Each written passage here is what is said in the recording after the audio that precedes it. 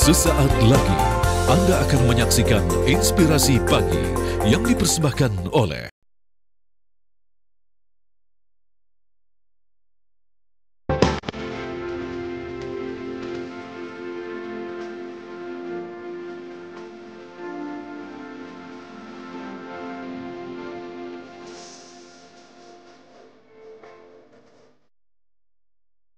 Assalamualaikum warahmatullahi wabarakatuh. Halo pemirsa, apa kabar Anda hari ini?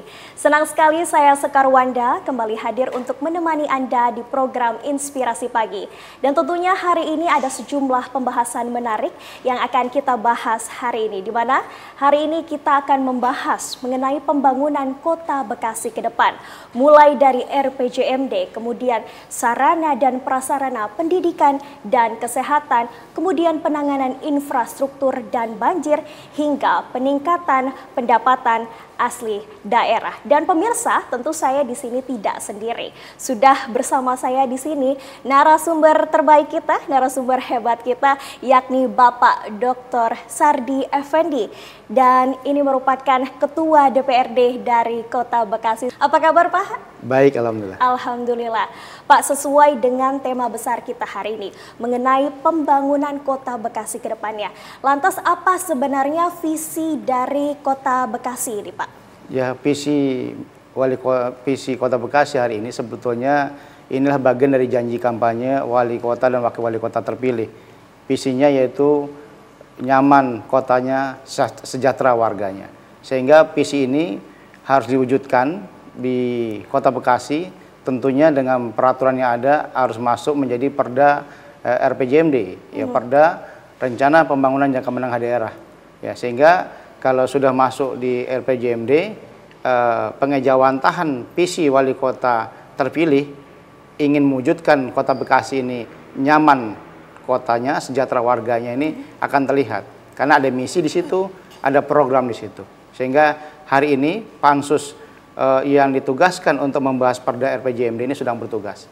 Mudah-mudahan dalam waktu dekat ini DPRD Kota Bekasi akan memparipurnakan menjadi rujukan pembangunan di Kota Bekasi dan juga rujukan pelaksanaan program-program di setiap dinas di Kota Bekasi ini. Oke, baik Pak. Membicarakan soal RPJMD, apakah RPJMD yang sudah direncanakan ataupun dirancang saat ini sudah sinkron dengan rencana pembangunan nasional dan juga rencana pembangunan di Provinsi Jawa Barat, Pak? Ya, karena ini sinkronisasi dan harmonisasi peraturan daerah, ini yang saat ini sedang disinkronkan di proses di Pansus 4 RPJMD Kota Bekasi. Sehingga nanti setelah selesai disinkronkan dan diharmonisasi, kita akan konsultasikan kepada pemerintah pusat dan pemerintah Provinsi Jawa Barat agar RPJMD Kota Bekasi ini betul-betul ada rujukan dari provinsi dan pemerintah pusat. Oke, kemudian apa sebenarnya program unggulan dalam RPJMD ini khususnya terkait dengan layanan dasar, kebutuhan manusia, apa Pak? Ya, pelayanan publik yang diinginkan oleh wali kota, wakil wali kota terpilih adalah setiap pengurus RW, rukun warga itu mendapatkan dana 100 juta per RW. Kemudian juga posyandu sebagai pelayanan kesehatan dasar juga akan mendapatkan bantuan laptop. Sehingga dua program unggulan ini di antara program yang lain tentunya ini harus diwujudkan oleh wali kota, wakil wali kota terpilih melalui program-programnya dan harus ada rujukan di RPJMD ini. Ini kita tunggu di DPRD ini untuk akan kita wujudkan lagi dengan program-program di dinas yang ada. Oke, Bapak tadi kan menyebutkan beberapa program-program unggulan dari RPJMD ini. Sejauh ini progresnya sudah sampai mana, Pak? Ya, saat ini kan sedang dikaji. Apakah kaitan dengan pembangunan di setiap RW itu adalah berkaitan dengan ada dana hibah yang diberikan atau pembangunan taman-taman. Jadi kita ingin setiap RW itu menata lingkungannya dengan baik, menata tamannya sehingga betul-betul mencapai visi nyaman kotanya tadi. Jadi kalau nyaman kotanya dengan taman yang indah, lingkungan yang bersih, kemudian juga banyak fasilitas sosial dan fasilitas umum yang bisa digunakan oleh masyarakat di lingkungan, sehingga Kota Bekasi ini betul-betul dirasakan nyaman oleh warganya. Oke Pak, sejauh ini tantangan apa yang Bapak rasakan khususnya dalam menerapkan program-program tersebut? Apabila tadi Bapak mengatakan soal fasilitas kesehatan, kemudian kebutuhan masyarakat begitu, bagaimana proses pemerataan ya Pak? Ya, memang tantangan terbesar dan juga pemerataan ini kaitan dengan kemampuan keuangan daerah. Banyak program tentunya ada pembiayaan, ada anggaran. Saat ini Kota Bekasi sedang berupaya perlu dilakukan pengawasan terkaitan dengan pendapatan as daerah. PAD kita berkaitan dengan PBB, BPHTB ini betul-betul sedang kita awasi agar pendapatan Kota Bekasi ini kembali meningkat, dan kita target pada tahun-tahun ini banyak perapian data, wajib pajak, wajib retribusi, supaya masyarakat Kota Bekasi ini betul-betul merasakan tadi kemerataan anggaran yang mereka rasakan. Oke, Pak, kita bergeser sedikit. Bagaimana soal fasilitas kesehatan di Kota Bekasi ini sendiri? Ya, memang fasilitas kesehatan dasar kita ingin seluruh kelurahan yang ada di Kota Bekasi, ada 56 kelurahan, itu semua memiliki pusat kesehatan masyarakat atau puskesmas. Hari ini kita masih kurang ada 3 atau 4 puskesmas yang kita akan wujudkan pembangunannya. Supaya masyarakat di Kota Bekasi ini betul-betul ketika mengalami kesakitan atau keluhan kesehatan dapat datang ke puskesmas, yang memang puskesmas hari ini pelayanannya sudah cukup baik, dan masyarakat pun juga lebih dekat ke puskesmas untuk memeriksakan kesehatannya. Oke, upaya apa saja yang sudah dilakukan pemerintah Kota Bekasi begitu untuk meningkatkan fasilitas kesehatan masyarakat yang ada di Kota Bekasi? Ya, tentunya ada 2 ya. Kaitan dengan peningkatan fasilitas ini ada kaitan dengan SDM, alat kesehatannya, dan operasional tenaga kesehatan.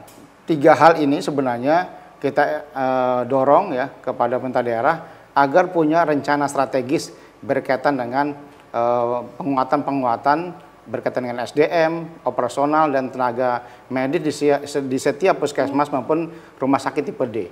Kalau ini dikuatkan secara kebijakan maupun kebijakan anggaran, masyarakat betul-betul merasakan bahwa di Kota Bekasi ini betul-betul nyaman dan sejahtera warganya, karena berobat tidak perlu juga berbiaya tinggi, tapi memang disubsidi oleh pemerintah daerah. Cukup membawa KTP saja di puskesmas, mereka sudah bisa dilayani. Baik, menarik sekali Pak. Ya pemirsa, Inspirasi Pagi akan kembali hadir usai jeda, tetaplah bersama kami.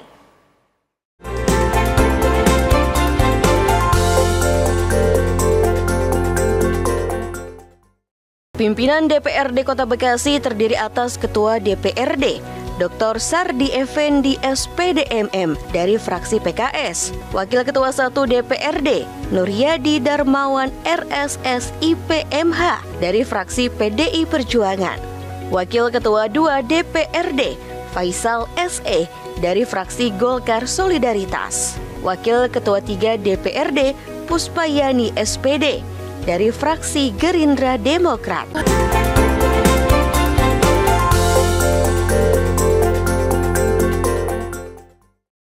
Pemirsa, terima kasih Anda masih menyaksikan Inspirasi Pagi. Di segmen ini kami akan lebih fokus membahas mengenai sarana pendidikan, kesehatan, dan juga infrastruktur di Kota Bekasi. Dan sudah masih bersama kami di sini narasumber hebat kami, Bapak Sardi Effendi, dan kita akan lebih membahas mendalam begitu ya Pak, mengenai pendidikan yang ada di Kota Bekasi. Nah Pak, sebenarnya apa langkah konkret dari pemerintah Kota Bekasi ini dalam rangka meningkatkan kualitas pendidikan di Kota Bekasi? Ya, langkah konkretnya hari ini tentunya berangkat dari persoalan ya pendidikan yang memang harus dijawab dan diberikan solusinya oleh pemerintah daerah. Ada 3 hal catatan saya. Yang pertama, kekurangan guru, kekurangan kepala sekolah, dan kekurangan pengawas sekolah.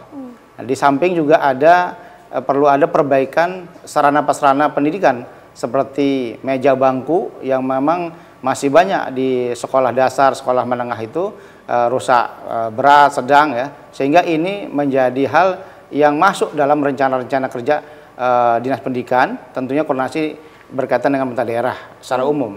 Makanya kaitan dengan peningkatan mutu pendidikan ini memang harus ada pemenuhan jumlah tenaga pendidik yaitu guru di Kota Bekasi ini yang saat ini banyak yang pensiun dan perlu ada pengangkatan baru. Kemudian juga pengawas sekolah itu tidak berbanding rasionya. Satu kepala sekolah mengawasi lebih dari 15 sekolah. Ya, kemudian juga kepala sekolah juga banyak yang pensiun ya. Ditambah lagi tadi sarana-prasarana pendidikan yang perlu diperbaiki ya, berkaitan ruang kelas baru, sekolah SD SMP yang rusak. Ini fokusnya sebetulnya oleh pemerintah daerah. Sehingga DPRD meminta kepada pemerintah daerah dalam hal ini Wali Kota Bekasi ini punya kebijakan-kebijakan yang fokus dan juga berkaitan dengan tepat sasaran kepada hal-hal tadi. Gitu. Oke, tepat sasaran Pak. Bagaimana caranya untuk memastikan agar bantuan yang diberikan itu tepat sasaran Pak?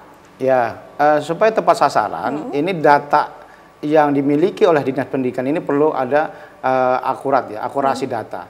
Sehingga kalau datanya akurat, ya kita mudah membuat perencanaannya. Sehingga berapa meja bangku yang rusak di setiap SD negeri, SMP negeri.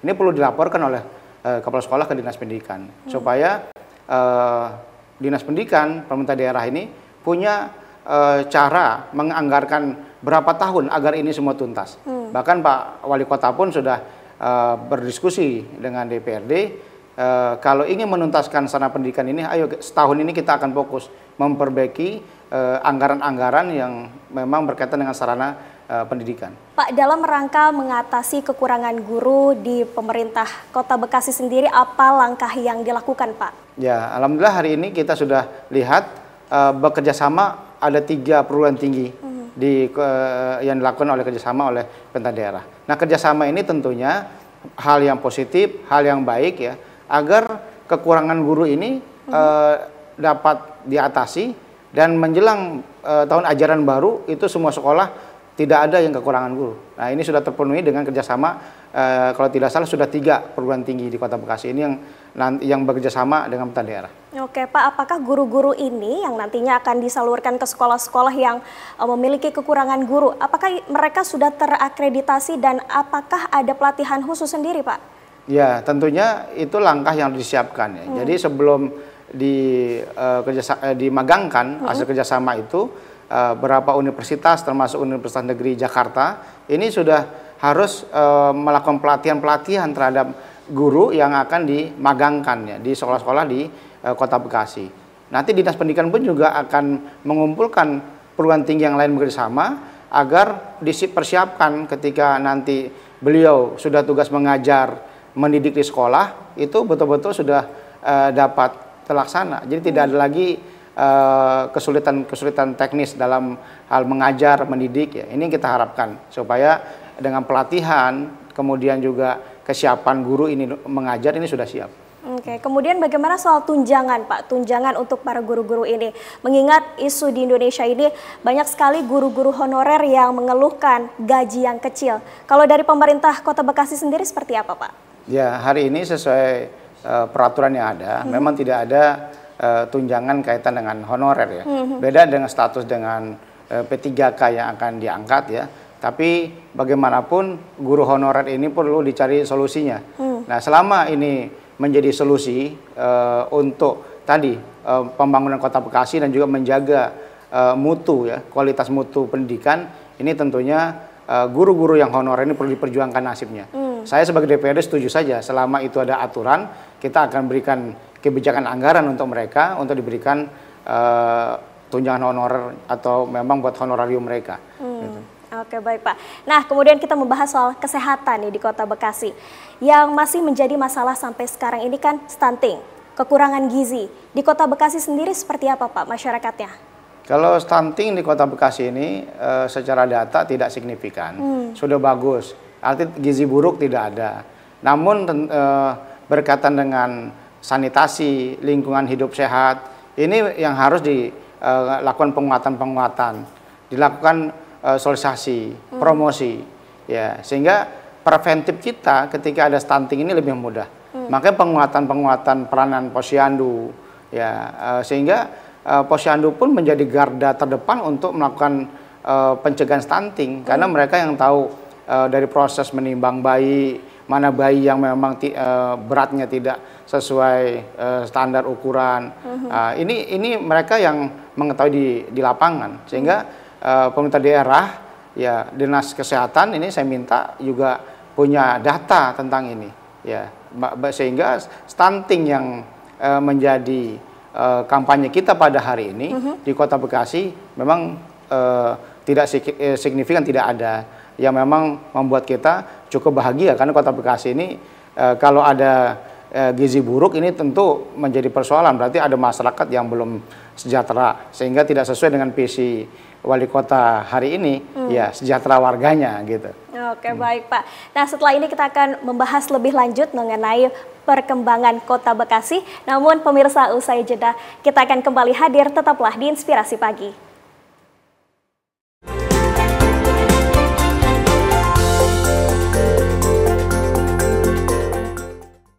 Pimpinan DPRD Kota Bekasi terdiri atas Ketua DPRD, Dr. Sardi Effendi SPDMM dari fraksi PKS, Wakil Ketua 1 DPRD, Nuryadi Darmawan RSSI PMH dari fraksi PDI Perjuangan, Wakil Ketua 2 DPRD, Faisal SE dari fraksi Golkar Solidaritas, Wakil Ketua 3 DPRD, Puspayani SPD dari fraksi Gerindra Demokrat.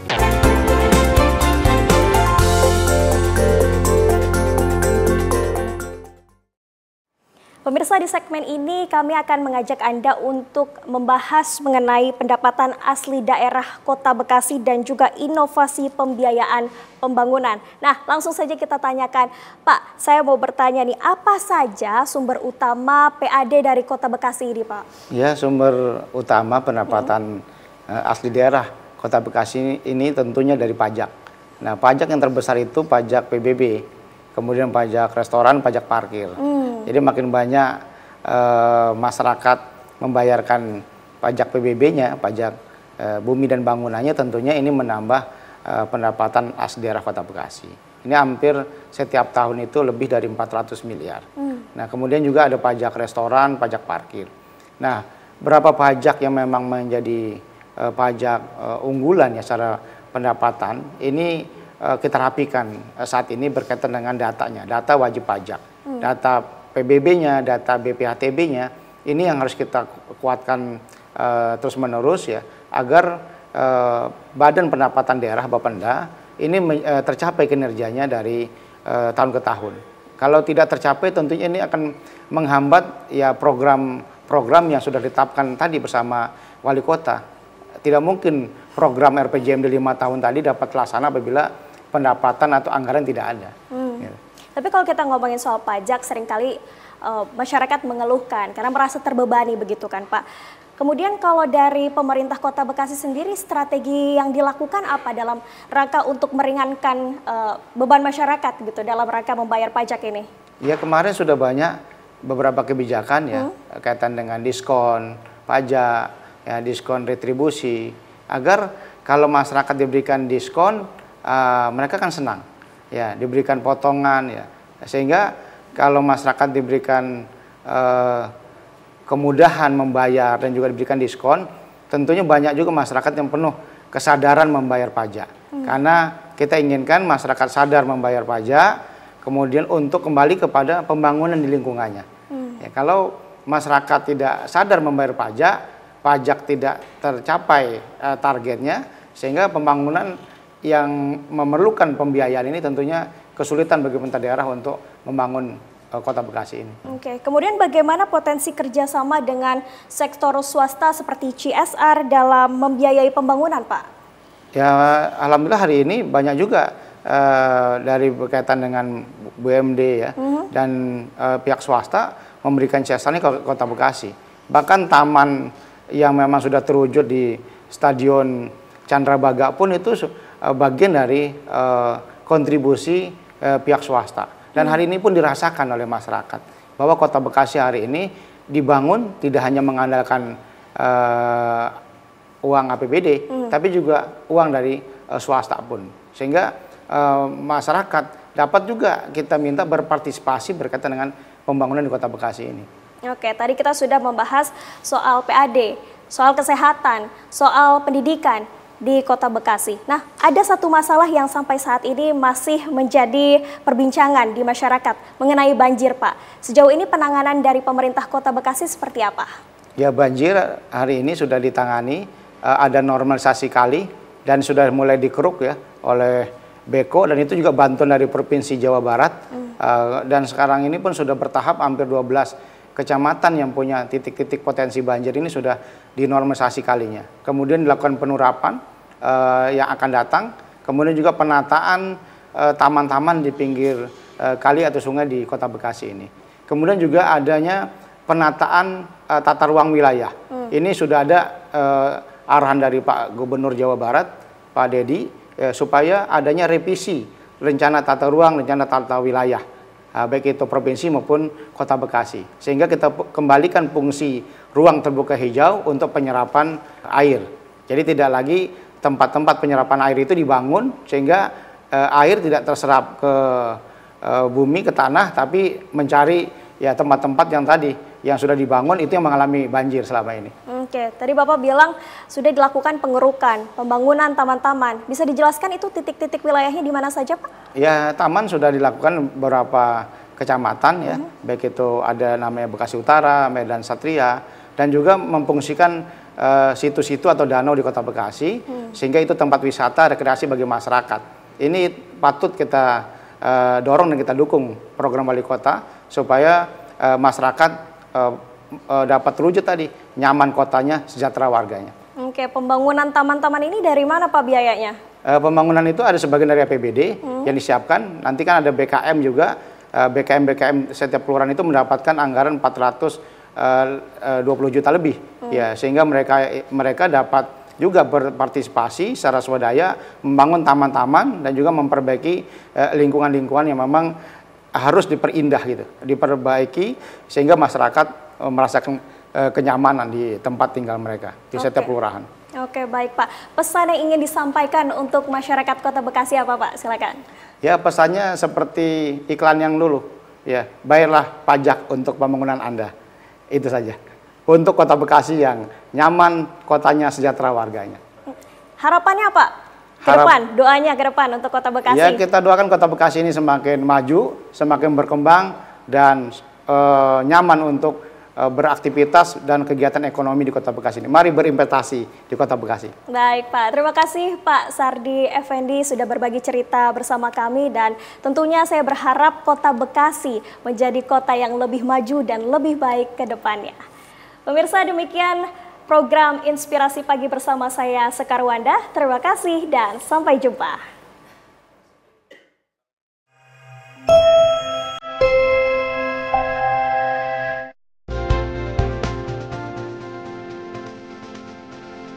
Anda baru saja menyaksikan Inspirasi Pagi yang dipersembahkan oleh